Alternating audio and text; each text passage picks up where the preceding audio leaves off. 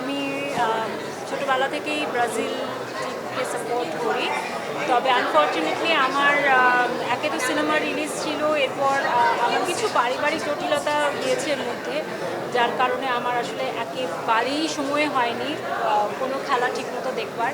আর খেলাগুলো এমন সময় হয়, বিশেষ করে ব্রাজিলের খেলা প্রায় প্রত্যেকটাই মানে কালকে না দুদিন আগেও হচ্ছে ভোর 4টায় ছিল, তো অতক্ষণ পর্যন্ত আমি আসলে চোখ দুটো আমার আলাদা রাখা যায় না, চোখের পাপড়ি দুটো তো ঘুমিয়ে পড়তে হয়। বা সকালে উঠেই প্রথম কাজ যেটা করি সেটা হচ্ছে আমি হাইলাইটসগুলো দেখি, তো যেভাবে ফলো করবার চেষ্টা করছি। ভালো, এ পর্যন্ত তো ভালোই, মানে গত কয়েক আসরে আসলে এত বেশি কী বলবো, একটু আন্ডার পারফর্ম করেছে ব্রাজিল বলা চলে, বাট এখন পর্যন্ত যতদূর দেখছি আমার কাছে মনে হয় প্রত্যাশা বাড়াচ্ছে। আমার মনে হয় এবার তারা অনেক দূর যাবে। একমাত্র স্মার্ট সিটি বসুন্ধরা, আধুনিকতায় এক ধাপ এগিয়ে।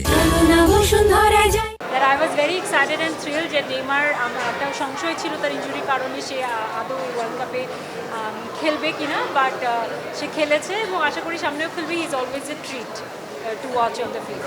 আমি কোনো রকমের কোল্ড ড্রিঙ্কস খাই না, তো সাথে এটার কোনো সম্পর্ক নেই, আমি এমনিতেই খাই না।